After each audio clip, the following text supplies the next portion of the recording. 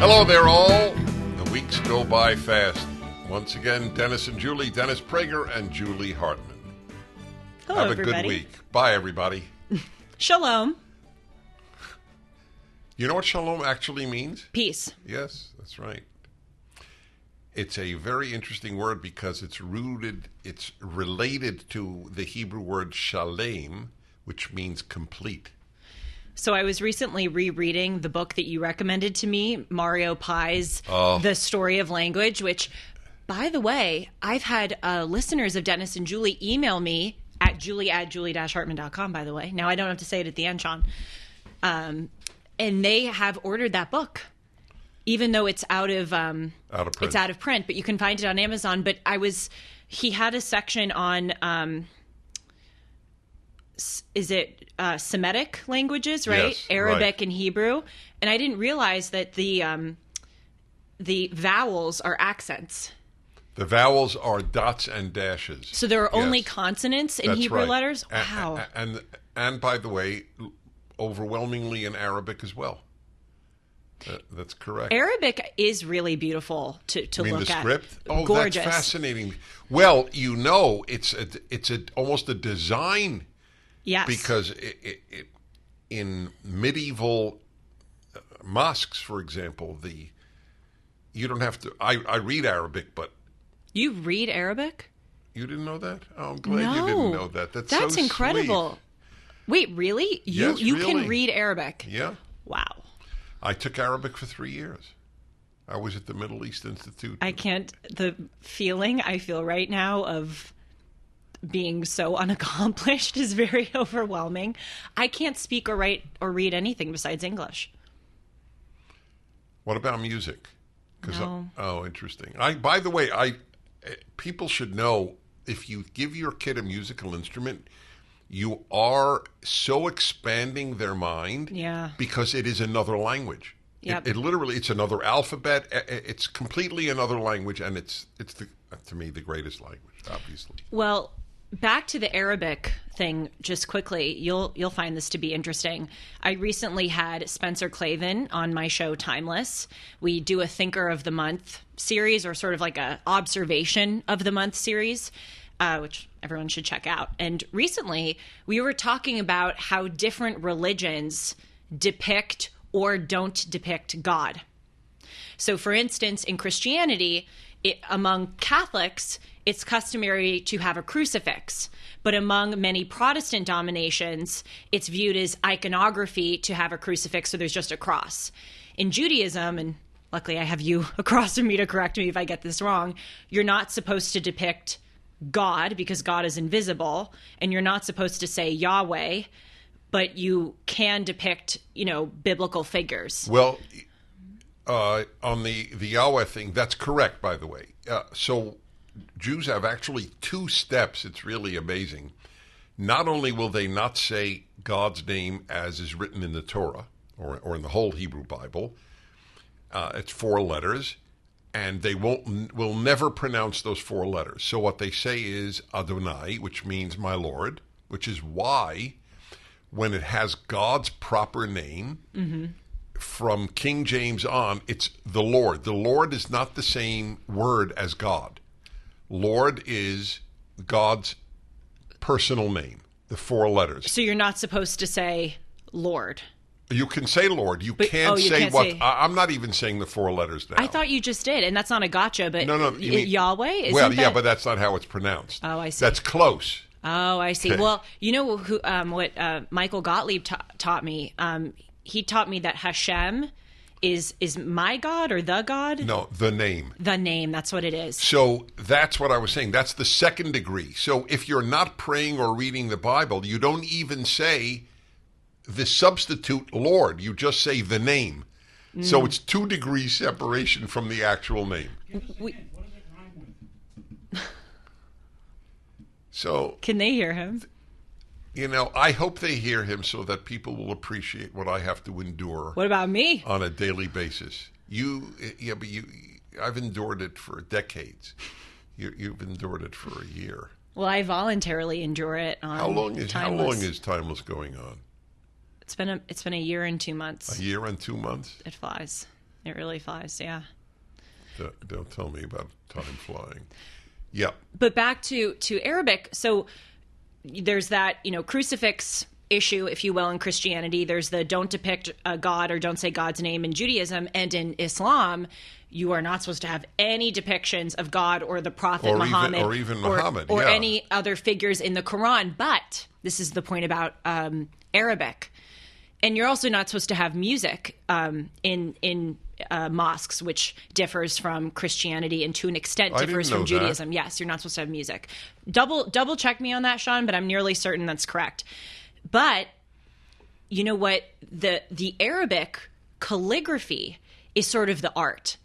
And if you look at mosques, for instance, if you look at the Dome of the Rock in Jerusalem, there's beautiful Arabic calligraphy, circumambulating the structure, and that is the substitute for art. That's supposed to artistically glorify God. So what raised this issue? Well, that's a great question. What did raise this issue? It's fascinating. You were saying Hebrew or Arabic or something. No. I brought up. You were talking about Mario Pei and Arabic not having vowels, like Hebrew. Yeah. Well, we got off on a tangent, but I just wanted to bring this subject up of the different ways that God is depicted, or because I had a discussion with the Shabbat dinner crew about this a few days ago, and truthfully, I never saw it as a big deal to depict God. Like, I don't mean to disparage those who do view it as a big deal, but I didn't quite understand their reasoning.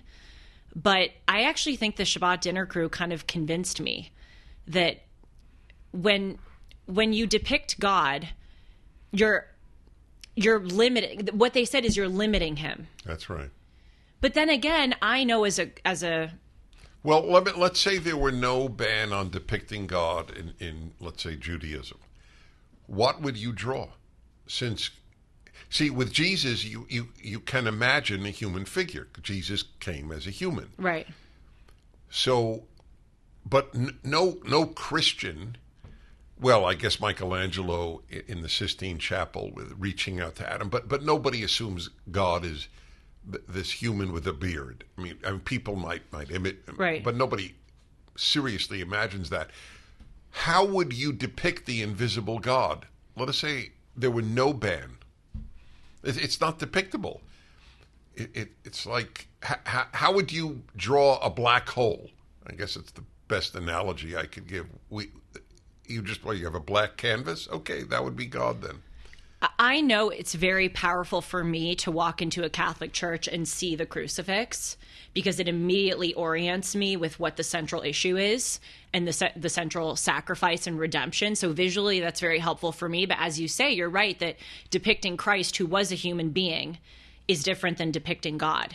So, another thing they said at Shabbat dinner was the reason why you don't say the full name of God.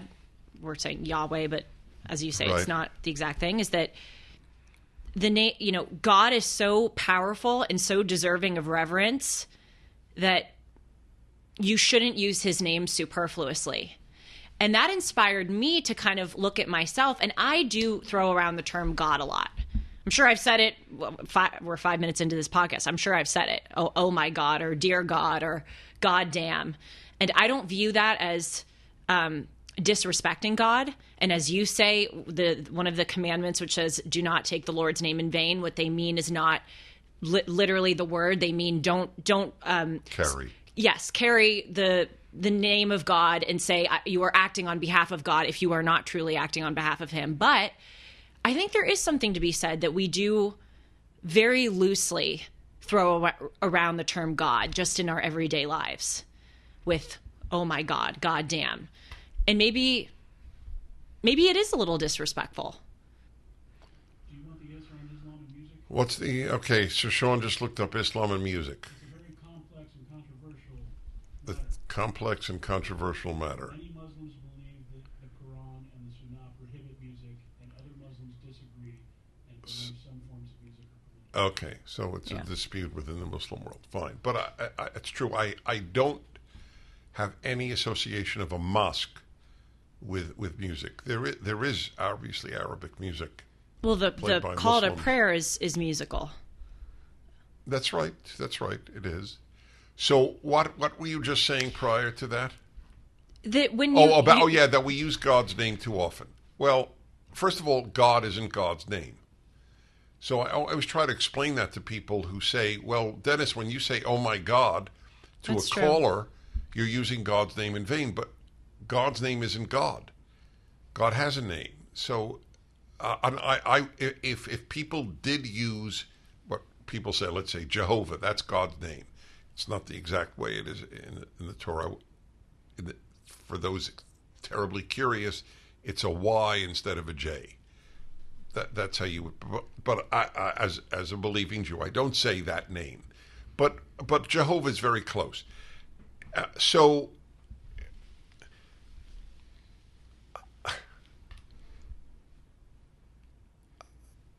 what can I say? I'm a very big believer in gradations of sin. Oh, definitely. And I know you are. I don't view yes. it as a sin. Yeah, well, some do. I know they do. There are. I disagree with them. Since my beginning of my radio career, I've been getting mail. First mail, now email, of, Dennis, you're such a God-centered religious man. How can you say, oh my God, like that? And first of all, I had never been told that in Jewish religious life. Nobody ever raised the issue, and I realize Christians are much more sensitive to that issue. I respect that, but I do want to make clear, God isn't God's name. So if you say, as I would, somebody calls me up and they say, Dennis, let's say we're talking about the loss of a child, because I talk about painful issues on the Happiness Hour, ironically. Right. And they will say, well, I lost my daughter in a car crash 2 years ago. And I'll go, oh my God, my heart goes out to you. So... it's ridiculous to pick on that. But they would. I know they would. Yes. I disagree.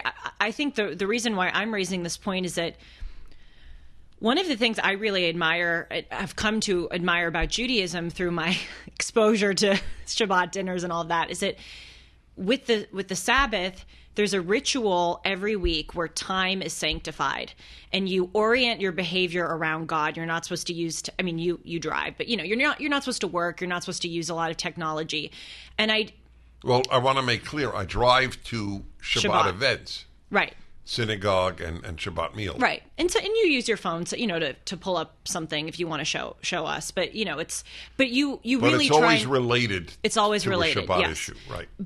But I appreciate that, because I think it's important to have not an excess of rituals, but some rituals or things that you abide by in the week which remind of God's presence and your obligations to him.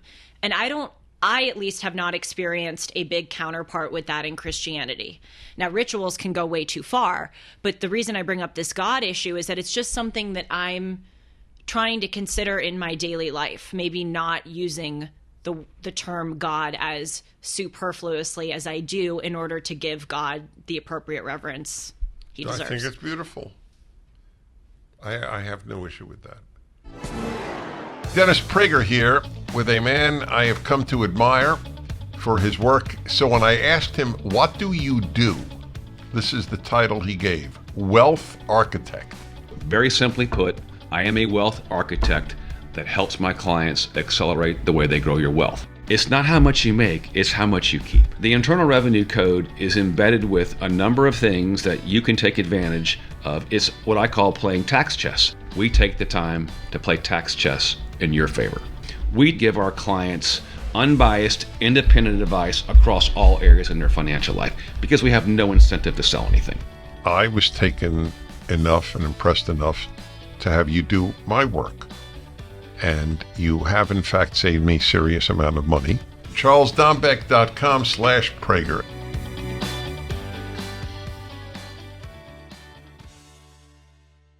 The ritual issue is really one that only of all faiths, maybe on earth, it's really only Protestant Christianity that is largely ritual-free.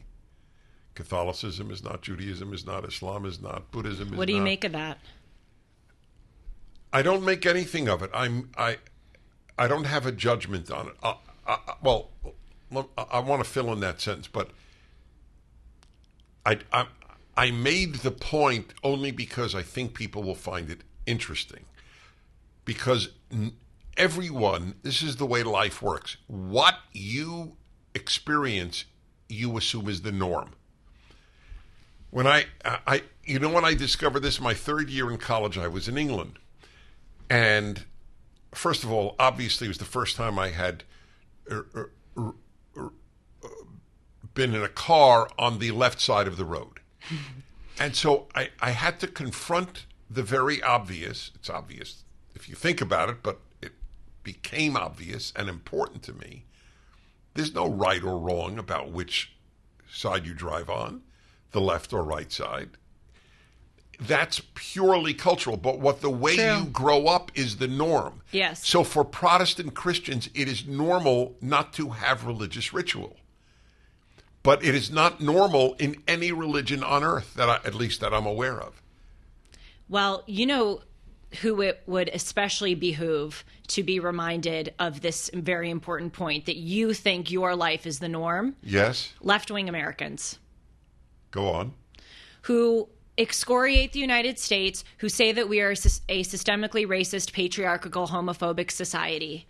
They have no idea what a staggering accomplishment this country is, and the way that their lives are, and with all of the flaws America has, the way that their lives are leaps and bounds above everyone else's lives in the history of planet Earth.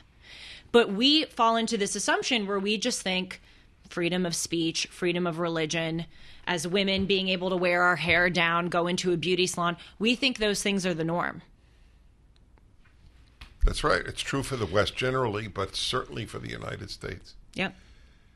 So that, by the way, it's ironic because I mentioned this realization I had when my first exposure really to the rest of the world was in England in my junior year in college. And it shaped my thinking. For example, I mean, there were all these little things. I had it slightly in America in high school. On occasion, I would go to a friend's house for the weekend. And I remember the first time I was at a friend's house, and they put the mother put mustard on the table. Oh my gosh, this is so weird. I was about to say this exact thing. You're kidding me. Mustard. Yes, mustard. I was about to use that same thing. It was a different brand. Yes, and you're than like, my home, and I go, you don't use the same? that is so weird. You use Goldens, we use French's. So funny. I was literally about to So bring up I that. have called it the French's mustard syndrome all of my life. The same thing when I went to into their bathroom to brush my teeth. The toothpaste. They had Colgate toothpaste. Yeah. We had Crest. And I thought, Colgate? Why did they use Colgate? It's like they're aliens from another planet. People need to understand this is not a trivial issue. So at an early age, I had to confront, whoa, there are many ways of doing things. Yeah. The only thing that needs to be universal is moral standards. Boom. Cultural stuff, have a great time. Drive on the left side, use a different mustard, use a different toothpaste. The Japanese wash their hands before they go to the bathroom. Really? Yes, that's right. Oh God, these kinds of things fascinate me. Oh, It's the language thing. That's why I love Mario Pei's book. Exactly. So I'll give you another example of when this whole thing, when I got this really healthy perspective on my own life, that I was about 25, and my first trip to Hungary, because I went to communist countries a lot, maybe 24. Wow. And I'm sitting in a park, just watching people walk by. and a Hungarian guy is walking with his dog. Have I told you this? No. Oh, you'll love this. I have such a vivid memory of this. So the guy is talking to his dog in Hungarian. And my reaction was, is this guy an idiot? He thinks his dog speaks Hungarian. And I realized, wait a minute. I think my dog speaks English. I know. Why is that any bit more coherent? Oh, I so know these moments that you're talking about. They're so important. They're really important. Yes, because it's a necessary slap in the face to yourself. Yes, exactly. I laughed at myself. I think it took 30 seconds till I thought, hey, Dennis, you're an idiot. Well, I'll tell you where this really came to the fore for me. So I recently did an interview with an individual in India, which is so cool to the best. It's really Yes. cool. But he was great. We had a great conversation about conservatism. But, whenever I've had limited exposure in international audiences, mainly I've had exposure in Britain, Australia, and then now India. But I always try to orient myself as far as their audience, and even with the kind of language that I use. I'm just aware of it in the back of my head. And so we were talking on this India interview about what has made the United States great. And I was rattling off, all of these things, the outsized value that we placed on the nuclear family, respect for the rule of law, patriotism, freedom of speech, a capitalist, economic system. And then I got to freedom of religion. And I realized, I paused for a moment because I'm not speaking about this interviewer specifically, but many of, and maybe I'm wrong about this, but it occurred to me that perhaps there were some audience members in India who would not view freedom of religion as virtuous as perhaps we view it, because many are Hindu and want a Hindu majority state and a state where the laws and the kind of culture are very embedded in Hinduism. And so, again, it was just interesting for me to think about that. We consider freedom of religion to be a universal, right. a fundamental and universal value good, yeah. that everyone endeavors to have, but that's not true. Exactly. Well, if I'd have known you were going to interview someone in India, I would have asked They interviewed you. me. Oh, that's even nicer. Oh no! If I had interviewed them, I would have asked a lot of things. Oh well, I would like to know what you would have. But here's a fascinating one. Does any school in India teach about what Muslims did in the 1,000-year rule of Muslims in India? Sure. Oh, I'm sure not. Really? I disagree with that. Oh, okay, fine. Then I'll give you my evidence. Okay. The lead historian in India in the 50s, I believe it was, the head of history at their major university, whatever it might have been, wrote about how many tens of millions of Hindus were killed by Muslims, an estimate of about 60 million over the course of 1,000 years. What was done to Hindus by Muslim rule is one of the horrors of human history. If you try to find that on the internet, definitely. It is essentially invisible. And I've been to India a number of times. They are so afraid of teaching this to Hindu children because it might cause tension with Muslims who make up, I think, a quarter of the country. 20%. Okay, so fifth of the country. Well, fifth of the country. That it is simply put aside. They don't want riots between Muslims and Hindus. So that's why do you think they do teach that? Well, I don't claim to be any expert on India, but I have done a lot of reading on Prime Minister Narendra Modi and the BJP party and their efforts to... By the way, is it Modi or Modi? I don't know the answer. I call him Modi. Uh-huh. Maybe it's Modi. I don't don't know. I've never heard Modi.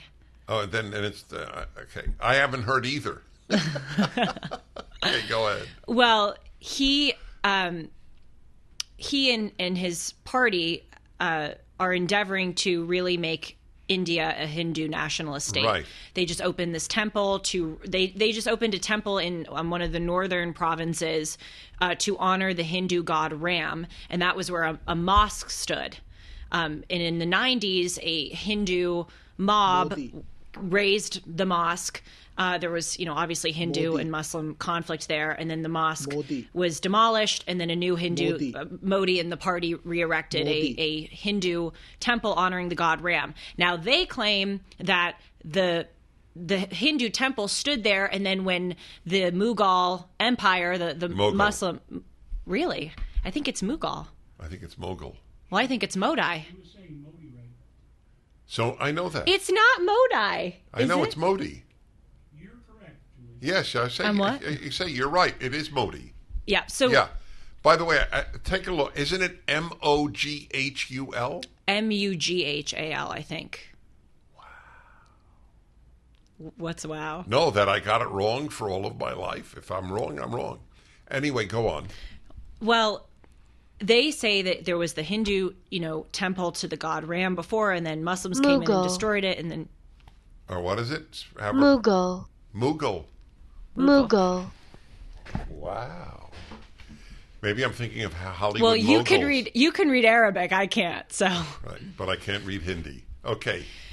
Anyway, my point is, I've read a lot about Modi and the party and their efforts because India was a secular state for a lot of its post-colonial history after 1947. Indira Gandhi, Ravid Gandhi, her son, they were all kind of wanting to make India into a secular state, and the whole appeal of Modi... Nehru as well, I assume. Yes. The whole appeal of Modi is wanting to make it into a Hindu nationalist state. So that's why I said I'm not so sure that anymore they're not teaching the Muslim history. The reason... It's irrelevant whether India is more Hindu or secular. They're afraid of riots. Well, I've heard Modi talk about the, quote, 2,000-year history of India. He talks a lot about the British and the Muslim colonial rule. So I think that might be changing, but I take your point. Yeah. By the way, since this is classic of us, who thought we'd be talking about India? But the points are much larger than any of this. So people ask me that there's literally one thing I brag about, and you know what it is.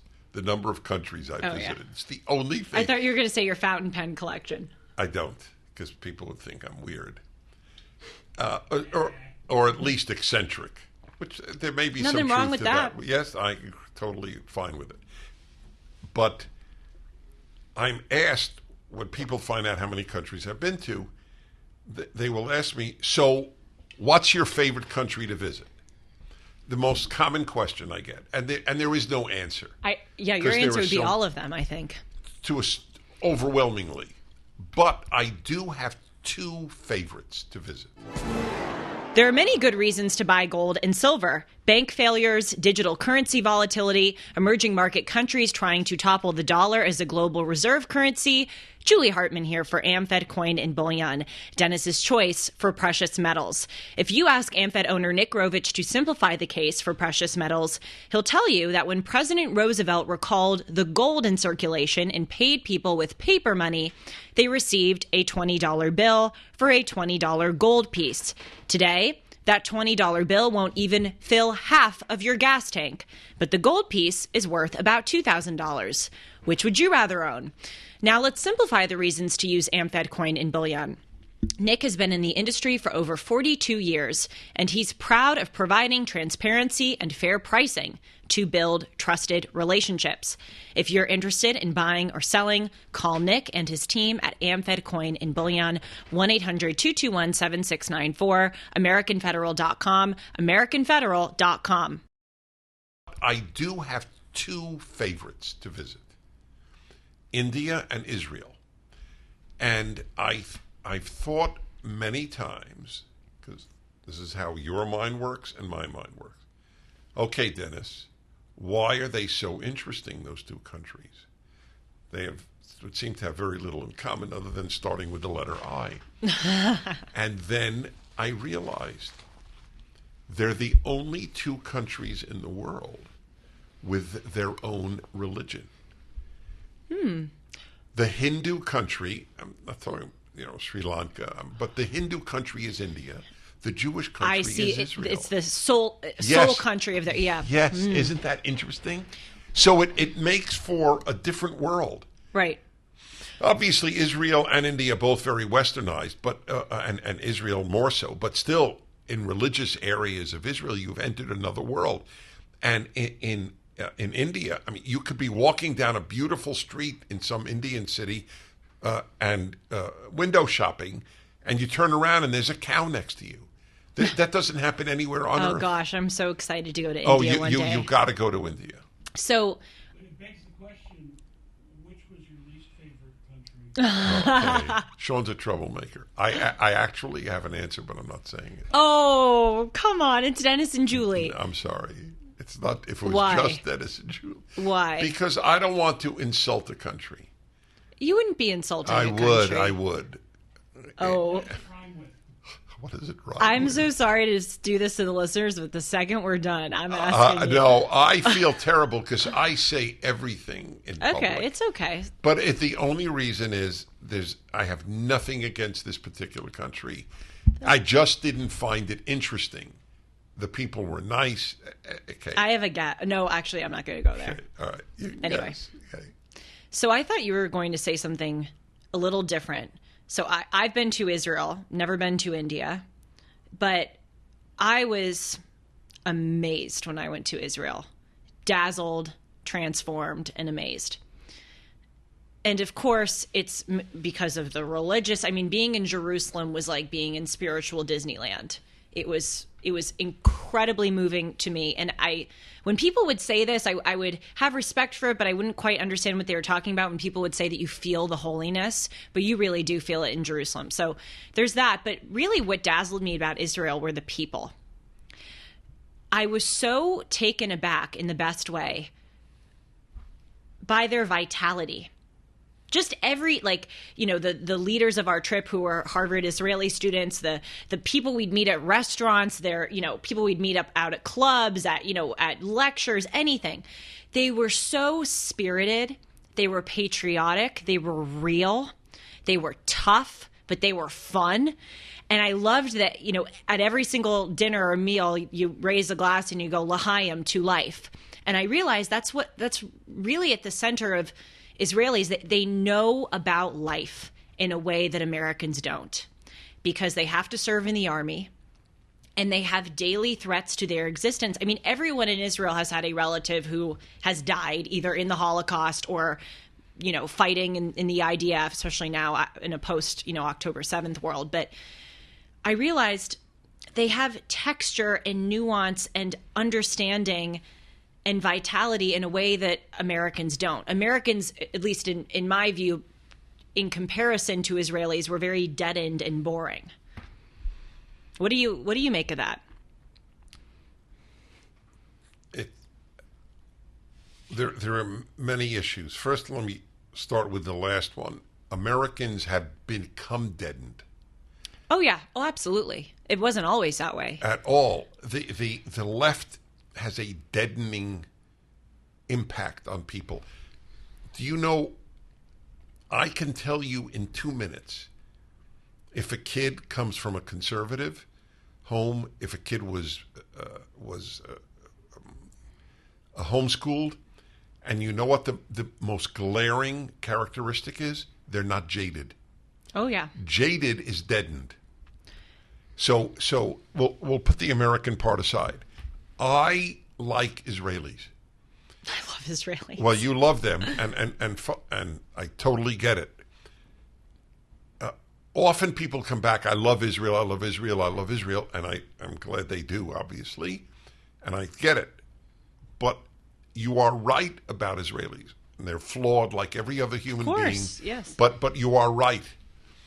Do you know that Israel, prior to October 7th, was regularly voted among the happiest countries in the world, and by far the happiest in the Middle East? Why is that, in your view? Because they're very life-affirming. Yes. And that I give credit to Judaism. L'chaim is not to life. I mean, people who see Fiddler on the Roof probably know the song, to life, l'chaim, l'chaim, l'chaim, to life. There is a tremendous life-centered aspect to Judaism. Judaism believes in an afterlife, but it is overwhelmingly preoccupied with making this a good and happy life. Well, one of the things that you taught me is that, is it in the Talmud or other rabbinic tradition where there are 5 questions that God will ask Talmud, you when you die? Yes. And one of them is, why did you not partake in the joys of life? In every permitted pleasure. In every permitted pleasure. Right. It's a sin not to enjoy life. Isn't that amazing? It really is amazing. But, and they have children. It's how many Western countries are they reproducing and then some their own population?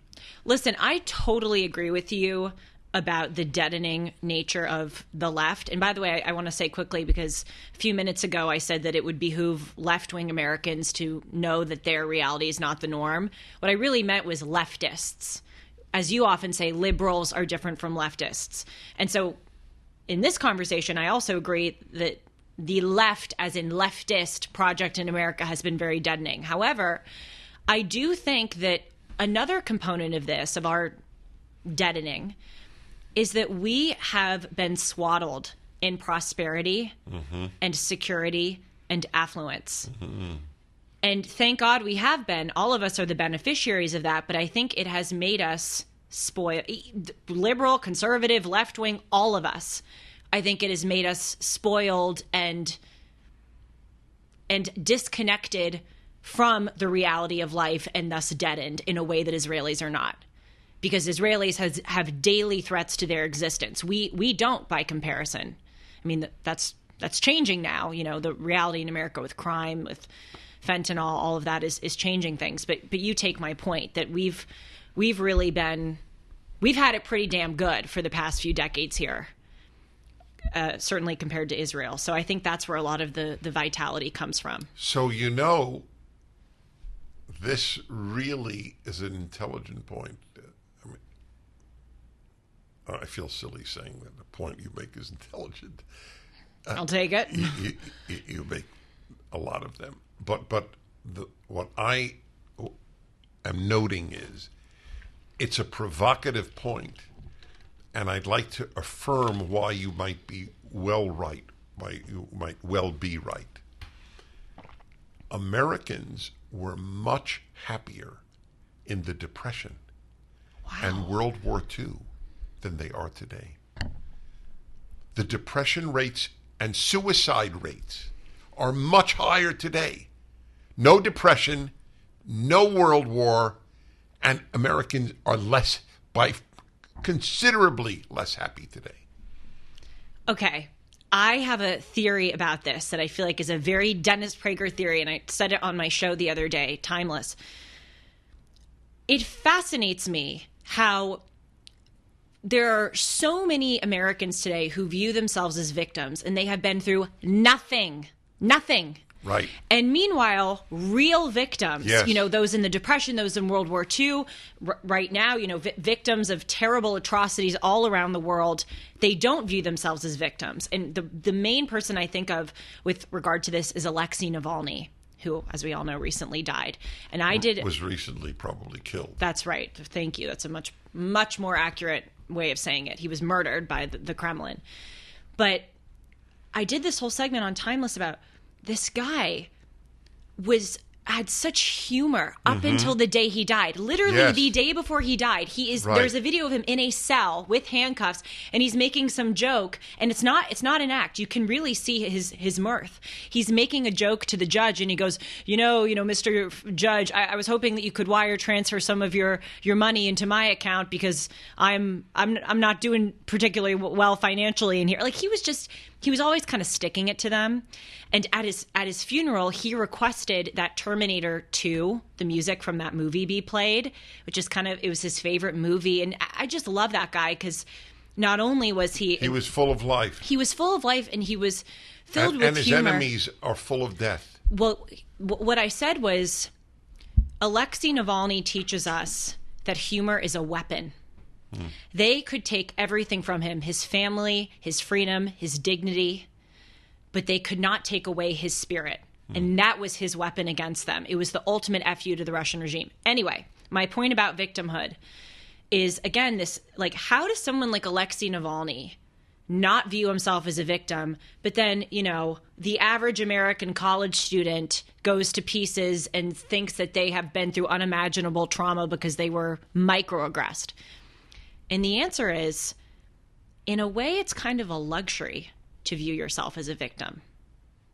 True victims can't really view themselves as victims because then they will just slide down a hole of despair. And you know who really hammered that home for me? My best friend in the world, Mahtab, who is the son of Bengali immigrants. Both of his parents died.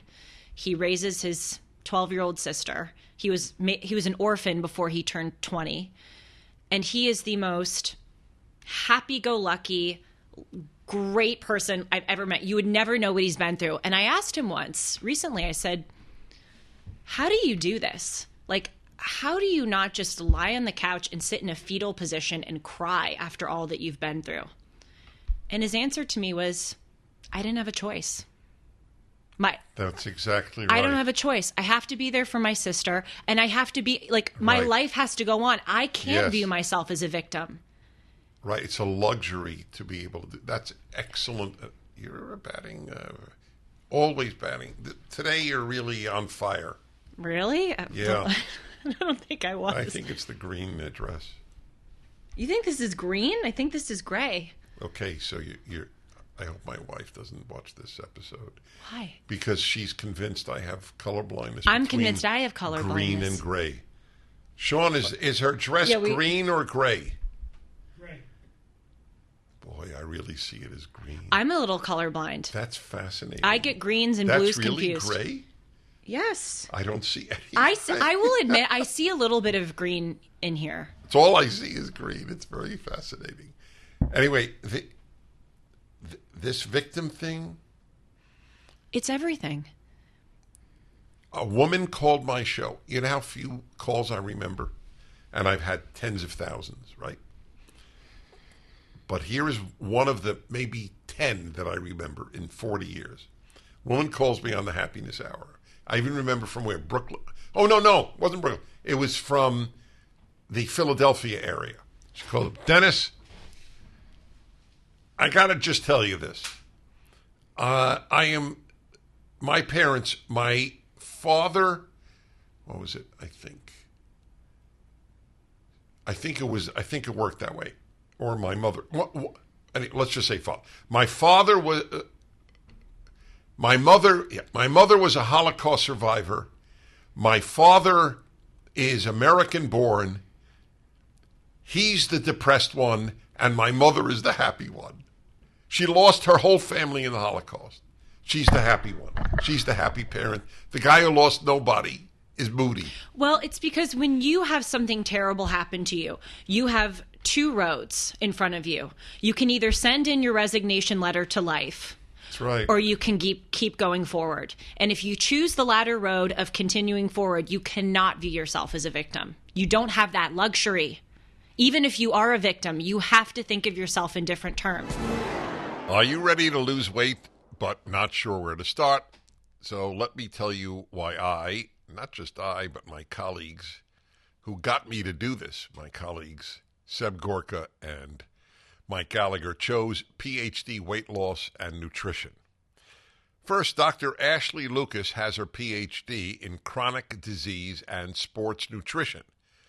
The program is science-based. The PhD program starts with nutrition, but is much more. They know that 90% of permanent change comes from the mind, and they work on eliminating the reason you gained weight in the first place. There are no shortcuts, no pills, no injections, just solid science-based nutrition and behavior change. It's been terrific for me. If you are ready to lose weight for the last time, call 864-644-1900 to get started, or online at myphdweightloss.com. Do what I did and just make the appointment for your one-on-one consultation. Call today. That's 864-644-1900, 864-644-1900. So in light of everything we're saying, and in light of my point about much fewer suicides during the Depression than today, so here you know I've asked this question, but now it has more legitimacy. I have asked on the air, is it a blessing? Yes. To have a happy childhood? To which people will go, "Are you nuts?" Because it's a blessing to have a happy childhood. Now, it's no blessing to be abused. Okay, it's a curse. It's a total curse. But a childhood without misery may not be a blessing. I mean, I think in all of the right ways, I had a great childhood. My parents are the most loving, secure, people ever. But I was utterly miserable for years of my life with swimming. Years. And there were times when I'll never forget that you cried in your goggles. I did. It was horrible. I hated it. I hated it so much. And it was like torture for me. I just hated it. And there were also times when I was, our whole family was miserable because of what was going on with my sister Gina and the terrible care that she was facing. But you know what? I look back on those things, especially the swimming. I'm so grateful. Wow. I am so grateful that I was miserable for so many years swimming and I cried into my goggles. It has made the rest of life, and especially uncomfortable or difficult situations, nothing. Nothing. And it's also made, having that really disciplined, rigid childhood too, for me, has made working hard not hard, if that makes sense. Like working hard is a feature, not an effort. Here's my parallel. Through high school, I went to a yeshiva, which is an advanced Orthodox Jewish school. You have half the day in Hebrew, religious subjects, half the day in English, secular subject. Mm-hmm. So literally double the number of hours, double the curriculum, double the work. When I went to college, and it would be 2, maybe 3 hours a day, I thought, they got to be kidding. I know. I thought of college as a 4-year vacation. I'm not joking. I know you're not. Which after high school it was. Right, yes. Oh, well, can you imagine? When I was in college and 3 p.m. would roll around and I didn't have to dive into a pool, I remember thinking, this is the life.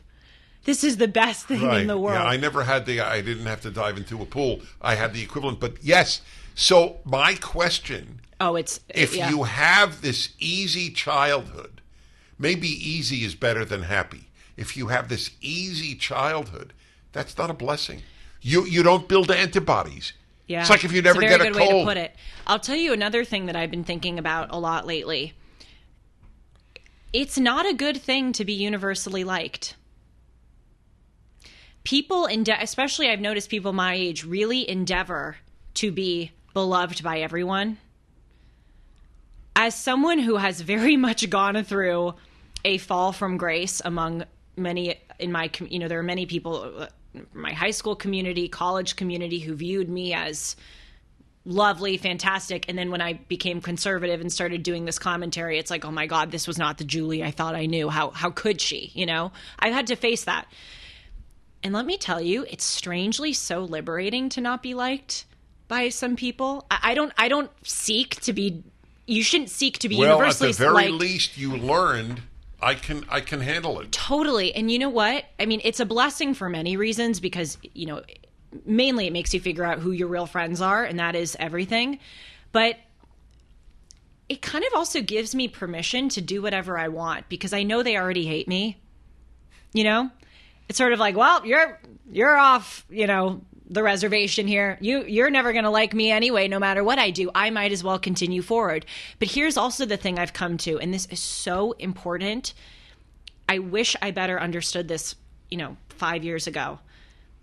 If you are doing something morally, if you're doing something moral, or if you're doing something courageous, you are going to be disliked. It is a guarantee. Who throughout history has ever done anything good and not faced insurmountable opposition? This is why I adore Christianity. I have immense respect and reverence for it. That is the central story of Jesus Christ. Here we had the most righteous person on earth who was just trying to do good for everyone, and he was put on a cross. It is a guarantee that you're going to encounter opposition if you're doing the right thing. And that's so comforting because it's like, okay, Julie, every day you wake up, you try to do your best, you try to do what's good for your country. And if people are hating you for that, weirdly, it's a sign that you're doing something right if you're ticking them off. That's right. What? People, how shall I put this? I spend a lot of time in airports, but even if I go out of the house, there is no day that someone will not come by and say something sweet to me, a stranger, and perhaps ask for a selfie. So this is a common line I get. Dennis, I just want you to know, we love you. Their family, or speaking on behalf of somebody else, boyfriend, girlfriend, doesn't matter, or I love you. But they always add, but you hear that all the time. To which many years ago, I actually came up with this answer. Actually, I also hear the opposite all the time. Well, Wait, let me just give you'll love this. You don't know my response. Oh, you will love this. So I actually say to them, unless there are little kids around, I will say, you know what? Google Dennis Prager and see how many tens of thousands of hits you get. They totally crack up. And it's true. So, obviously I resonate to what you say, because I am the object of a vast amount of hatred and vast amount of love, to which, of course, you know this, I think. I've developed this really great lesson in life. If you let the compliments go to your head, you will let the insults go to your heart. Yeah, you have to maintain a sort of neutrality with regard to all of it. Exactly. I deeply appreciate every kind comment, but they absolutely don't go to my head. And likewise, the others curse me out all you like, fascist, this. It just means I'm having an effect. When I was on Bill Maher's show, and the whole audience laughed at me, Bill Maher laughed at me, and the panel laughed at me when I said, you think Donald Trump lies? Look at how the left lies. He goes, what do you mean? Well, they say America's systemically racist, and they say men menstruate. And he goes, this is, by the way, gone viral. There were maybe 10 million views of this on the internet. And he goes, what? Who says men menstruate? And he starts laughing. And the whole audience is laughing. And I'm thinking, I know I'm right. They're going to laugh at themselves. Totally. I study you and other courageous, principled people, and I try to figure out where does that come from, because that's not easy, even though you know you're right. To sit on national television live and be laughed at by the host and by the audience, that's not an amazing feeling, no matter how right you are. And so I look at stuff like that and I go, okay, what is animating that person? And I think it's two things. First, it's what you just said about having a kind of neutrality or indifference to the love and to the hate. But I think there's a second component of courage: thinking long term, knowing that what you're doing now is going to age well. And that has been kind of my like, I remember being at Harvard and writing that article about the COVID lockdowns, which was, even though I in the moment knew that I was right, it was insane to, mask us as we're getting our food, but then allow us to take off the mask as we're eating our food, as if COVID only lives where the food is and not where the, dining table. I knew I was right about all of it, but still it was immensely unpopular. And I remember whenever I do something controversial or taking a risk, I tell myself one thing: this is going to age well.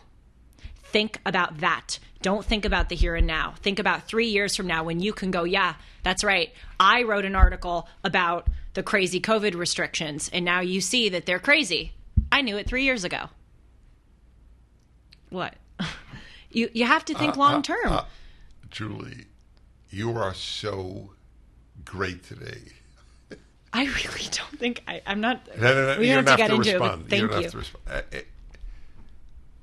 That is a very, very wise observation. And, it's not hidden from the audience how much, not only do I adore you, but I see me in you, which has happened very rarely in my life. Beginning in high school, I thought long term. Yep. It was built into me. I don't even take credit. That is how my mind worked. I thought in high school, and I was already a happy kid then. But I thought, I'm going to die. So that's when I developed my belief that if there is a good God, there is an afterlife. It's an axiom. It's not a belief. It's an axiom. It's a belief there's a good God, but it's not a belief that if there's a good God, there's an afterlife. Right. That's so. I knew that then because I thought of that. But on a personal level, I remember thinking, how will I want to look back at my life when I'm old? Yes. And I am living that now, and I thank God or thank luck or thank whatever that I thought that way, because I can look back at a certain amount of good that I've done, at having children and grandchildren and a community, all that matters. When I've been divorced, as everybody knows. I got married. My first marriage was because I could not continue to think, I'm not going to live a bachelor life anymore. This is empty. So I got married more out of, I want to get married. I want to make a home. I want to advance in life. And she's a wonderful woman. We're still very close. And but she was not for me, and I was not for her. Okay, so fine. So we divorced. But I knew I don't want to look back if I can do anything about it childless. And then for my second child, pregnancy was not an option for my second wife.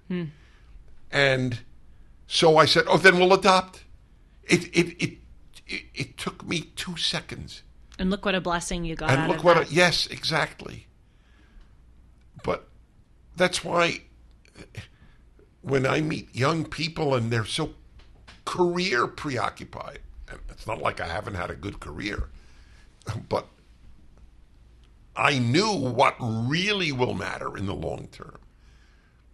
And they don't, because there's no long-term thinking. That's Tom Sowell's great point. He calls it stage one thinking. This is what characterizes the left-wing mindset. What feels good now? Mm-hmm. But you know what? You're going to get old one day. You're going to look back at being the head of sales for Neiman Marcus, or some. I'm just picking. I have nothing against Neiman Marcus. That's going to bring you meaning at the end. Yes. No, I think it's the key to everything, and especially courage. Knowing that what you are doing and what you are saying is going to age well. That's right. Oh gosh, bingo, Dennis and Julie. I had a point, but I forgot it. No, there's so much going on that I know, my mind is racing. Yes, me too. Dennis Prager here with a man I have come to admire for his work. So when I asked him, what do you do? This is the title he gave, Wealth Architect. Very simply put, I am a wealth architect that helps my clients accelerate the way they grow your wealth. It's not how much you make, it's how much you keep. The Internal Revenue Code is embedded with a number of things that you can take advantage of. It's what I call playing tax chess. We take the time to play tax chess in your favor. We give our clients unbiased, independent advice across all areas in their financial life because we have no incentive to sell anything. I was taken enough and impressed enough to have you do my work. And you have, in fact, saved me a serious amount of money. CharlesDombeck.com/Prager.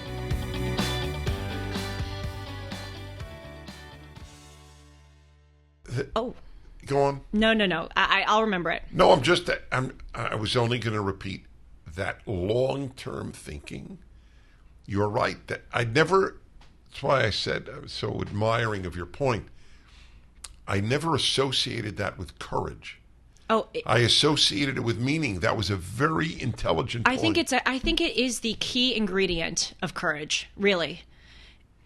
Because, again, Alexei Navalny, talk about thinking long term. He thought long term beyond his time here on Earth, Which was relatively brief. What was he, 40? 47, I think.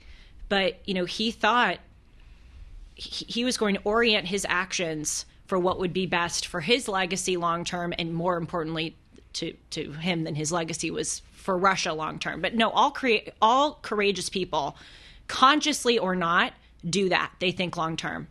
But another way that I see this, you're talking about thinking long term, not just with regard to your career, but with regard to your personal life. That is a hugely important point because, and I have tended to at times fall into this trap. I hope I'm rectifying it, but I think a lot of people my age, we think long term professionally. We think long term with, at least people I went to school with, kind of placing ourselves well as far as graduate school or subsequent degrees that we would get. But there's not that similar thinking long term with getting married and having kids and making yourself into a deep, rich, good person. Like, I know this sounds weird, but sometimes I will purposefully put myself in challenging or uncomfortable situations because I view it as a kind of like resistance training. What? Why are you laughing? Am I speaking to myself? Maybe. When I was... Because that's going to benefit me long term, yes.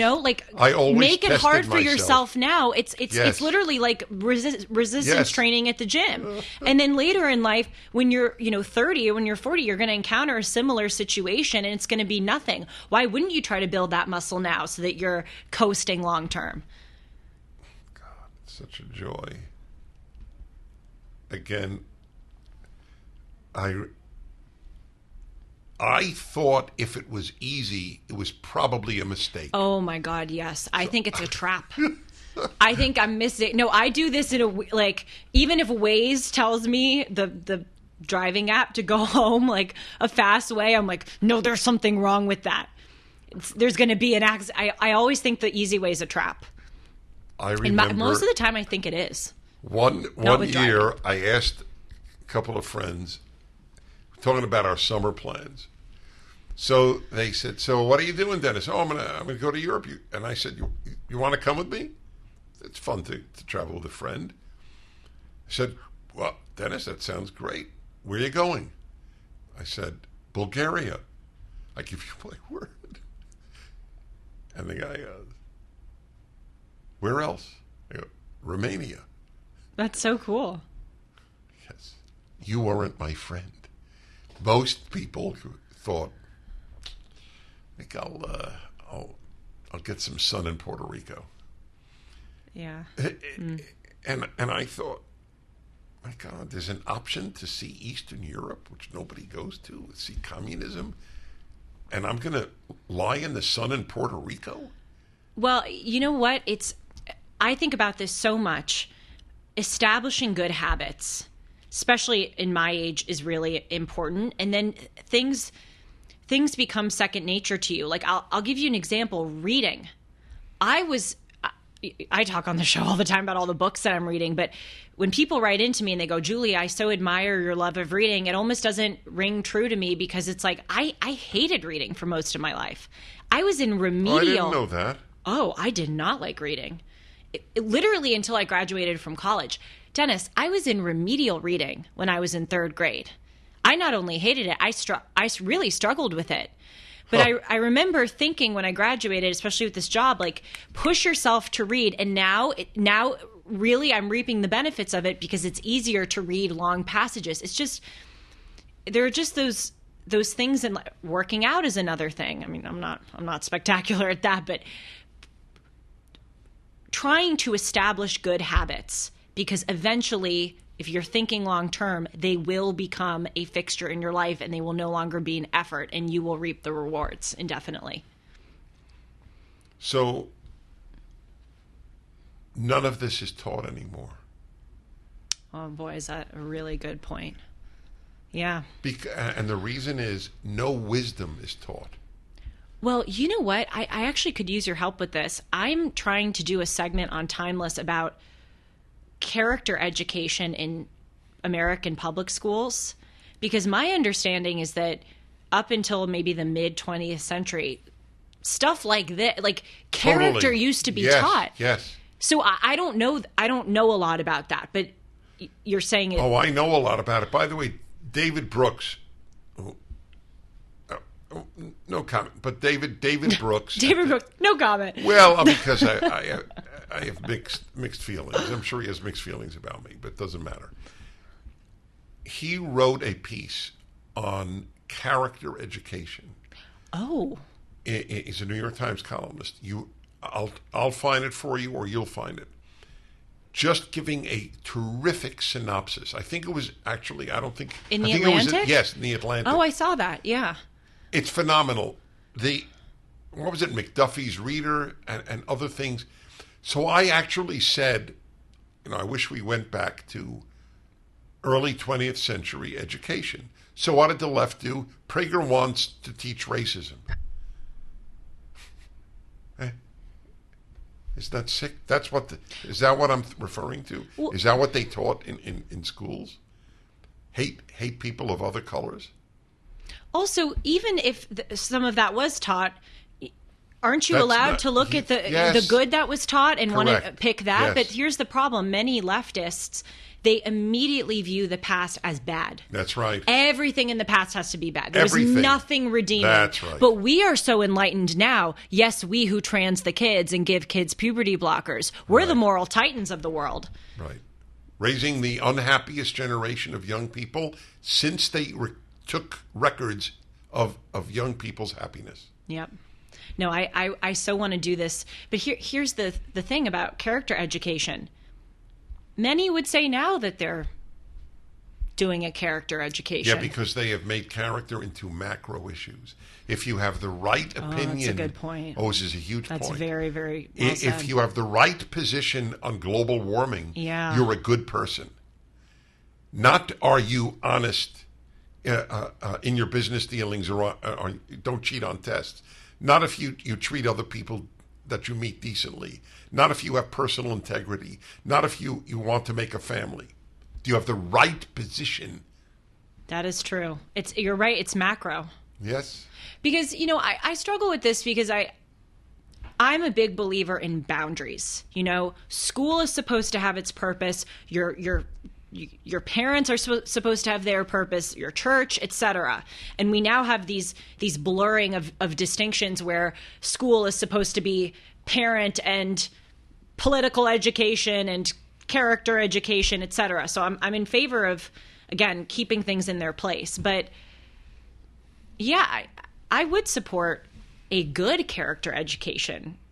in public schools. But does that make me a hypocrite that I would support my version of character education in public schools, but not their version of it? No, because you're not opposed to character education. You're opposed to bad character education. Right. I'm just trying to go back to the principle. My principle is there should be boundaries. It's like if I'm opposed to people breathing in dirty air, does that make me a hypocrite for being for clean air? What if someone would say to you, Yeah. all character education should be relegated to the home and a school should just teach you Fine. how to read, how to do math, etc.? I'll live with that. That's fine with me. Be such an improvement over today. That's so true. Absolutely. But the schools did believe in character education, and the homes did. Every home had, the poorest home had a Bible. And that was what they used at home to teach character. Maybe it was you who told me this, or maybe it was Dion. I can't remember, but one of you told me that you used to go on a plane, and they'd have Bibles. So no, not Bibles. Or Alaska the sticker. Airlines. Yeah. On your tray when they used to serve in coach, they used to serve meals. Gone. And one of the things on your tray was a little card with a Bible verse on Alaska Airlines. And then the atheist said, "We can't. No, that's wrong. There are people who are not Jewish or Christian. They don't want to have that." And then they took it away. Here's the thing, though, and I think this is why. By the way, forgive me. Go ahead. If I flew Air India and it had a Bhagavad Gita little card, I'd be thrilled. I'd be fascinated. It would be so interesting. What? And the narcissism.